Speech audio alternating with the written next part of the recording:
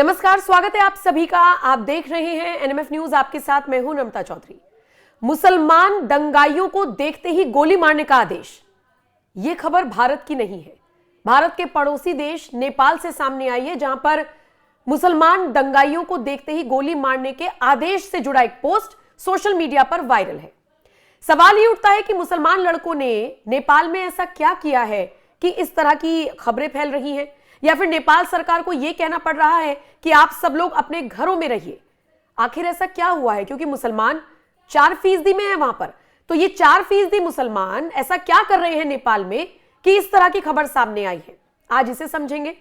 कौन सा वो टिकटॉक का वीडियो है जिसको लेकर सांप्रदायिक तनाव नेपाल के 2 गांवों के बीच में हुआ, इसे समझेंगे और फिर इसी पर चर्चा करेंगे। पंकज प्रसून मेरे साथ जुड़े हुए हैं। पंकज जी, नेपाल से मैं ये खबर अपने दर्शकों को बता रही हूं कि मुसलमान दंगाइयों को देखते ही गोली मारने के आदेश वाली खबर वायरल है। पहले तो इसकी सच्चाई बताइए, ऐसा कुछ है भी? और फिर मामला बताइए कि पिछले 3-4 दिनों से ये सांप्रदायिक तनाव किस बात पर चल रहा है। ये वीरगंज जिला है नेपाल का, और वहां 2 गांव है, परसा और एक और गांव है धनुषा। और हाँ, धनुषा और परसा, ये दोनों गांव है। वहां से इस चीज की शुरुआत हुई और देखते देखते पूरे जिले में ये फैल गई सांप्रदायिक तनाव की आग। ये मधेशी इलाका है, मतलब नेपाल को आप देखिएगा ज्योग्राफी में तो एक पहाड़ी है और उसका नीचे जो मैदानी भाग है जो बिहार और यूपी से सटा हुआ, वो इलाका है ये पूरा।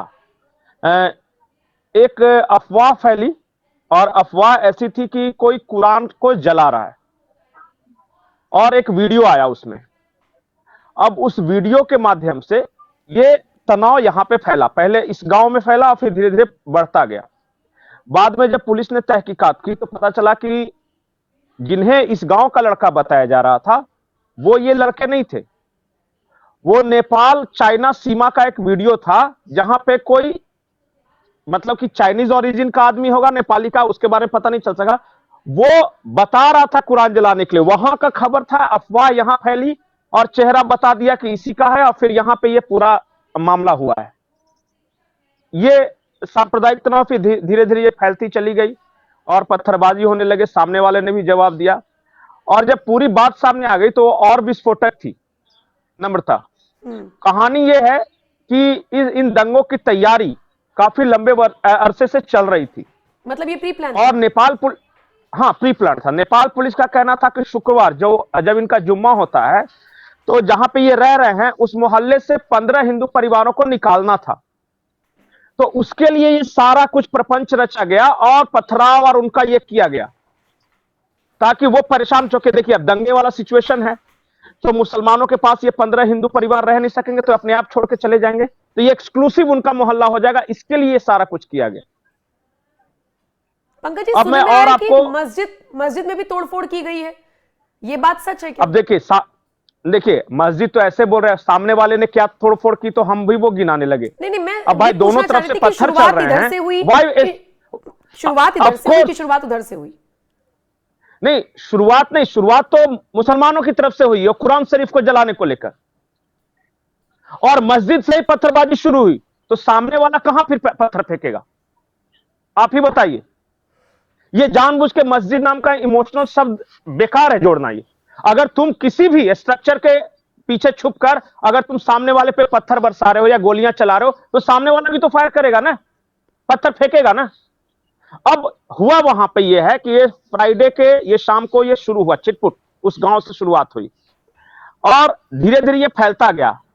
अब वहां के हिंदू संगठनों ने कहा कि 5% होकर इतनी दादागिरी नहीं रहने देंगे, जाओ भगाएंगे। कहां से आए हो तुम लोग, कौन हो? क्योंकि ये तो मधेशी हिंदू इलाका है, कहां से आके बस गए?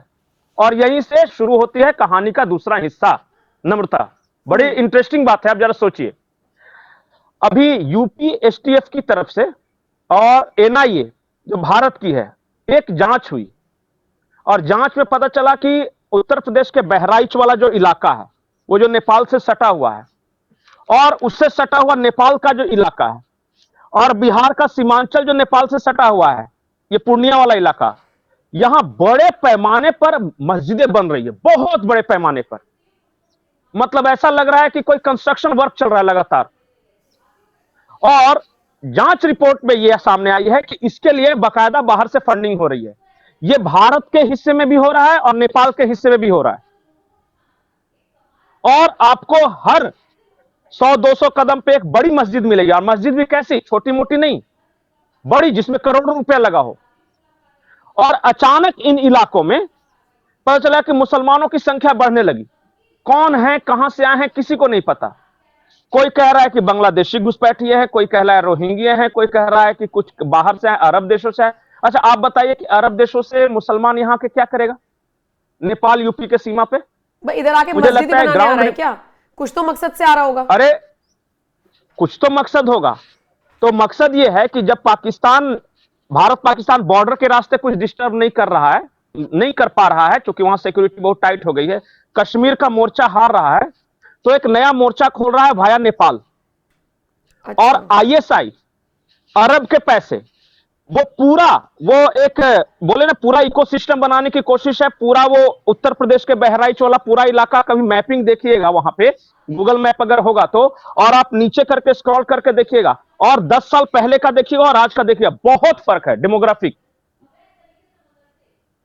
ये और पूरा वो पट्टी जो है नेपाल से सटा हुआ, जो मधेसी इलाकों का, और नेपाल के हिंदू इसके खिलाफ एकजुट हो रहे हैं धीरे धीरे। हमारे यहां तो सोए हुए हैं एज यूजुअल, पता ही नहीं आधे लोगों को कि क्या चल रहा है। तो वहां के हिंदू संगठन लगातार विरोध कर रहे हैं, और हिंदू राष्ट्र वाला और योगी आदित्यनाथ की तस्वीर वाली जितना आंदोलन आप देखिएगा, ज्यादातर इन मधेसी इलाकों में, इन्हीं इलाकों में होगा। क्योंकि जय बाबा गोरखनाथ और जय बाबा पशुपतिनाथ, ये जब तक पशुपतिनाथ और गोरखनाथ के बीच आपस में संबंध है, तब तक नेपाल और हिंदुस्तान भाई भाई हैं, या रोटी बेटी का संबंध है। जिस दिन ये संपर्क टूट गया, उस दिन खत्म। और ये पूरा बफर जोन बना रहे, एक इलाका ऐसा बना रहे जिसमें बीच में सिर्फ मुसलमान रहेंगे, उधर हिंदू रहेंगे, इधर ये बहुत खतरनाक बात है। और मुझे लगता है कि एक बार जाके रिपोर्टिंग करनी चाहिए उन इलाकों की, और आप देखिएगा कि कई इलाके उनमें से ऐसे हैं जो मिनी पाकिस्तान बन गए। जब आप जनसंख्या की बात करें तो भले ही 5% है, लेकिन 5% हैं कहां पे कंसंट्रेटेड है, बॉर्डर पे। नहीं, ये जो 4-5% है पंकज जी, वैसे भी ये आंकड़ा तो वो है जो सरकार को पता है, जो हम सबको पता है। अब जैसे हम यहीं की बात करते हैं 80-20, पर 20% से तो ज्यादा हो गए हैं ना। पॉपुलेशन तो विस्फोट वहां भी हो रहा है। जो गिने नहीं गए हैं उनकी संख्या कितनी है? खतरनाक तो वो है। संख्या जो गिनती हुई है ना, ये बहुत पहले की गिनती है। भारत में तो 2011 में हुई थी, नेपाल में कब हुई थी ये मुझे नहीं पता, ये हुई है। अब मैं ये कह रहा हूं कि ये सब प्री प्लान्ड है। अभी तो उस इलाके में और दंगे फसाद के आपको मिलेंगे, और फिर वही नैरेटिव, अपने यहाँ के मुसलमानों को सताया जा रहा है तो मुसलमानों को भगाया जा रहा है, तो मस्जिद पे पत्थरबाजी कर दी, तो मुसलमानों को कहा कि तुम खाली करके चले आओ। क्यों नहीं कहेंगे? अगर तुम हमारे यहाँ आकर डिस्टर्बेंस करोगे तो ये मेरा हक है भाई कि अच्छा, नेपाल बड़ा शांत देश है, हर किसी को पता है, वहां भी ये सब लेकिन शुरू शांत नहीं, तभी तक शांत था जब तक सिर्फ हिंदू थे। मैं तो बार बार ये बोलता हूं, दुनिया का सबसे बड़ा झूठ है कि मुसलमान शांति के साथ कहीं रह रहे हैं। वो जहां रहेंगे शांति के साथ रह ही नहीं सकते भाई। बता दीजिए कोई दुनिया का इलाका, आप बोलिए कि आप सांप्रदायिक आदमी है, बड़ा खराब बात बोले, ये वीडियो ये हो जाएगा। आप बताइए दुनिया का एक उदाहरण बता दीजिए कि जहां मुसलमान है बड़ा शांति से। नहीं, मेरे पास आप बता दीजिए, नहीं है ना? तो आपके पास 2 और उदाहरण है उनको कंट्रोल करने का, चाइना वाला और म्यांमार वाला। वो नहीं कर सकते तो फिर उनका ये एक अंग्रेजी में कहावत है, if you are not in the menu you are in at plate.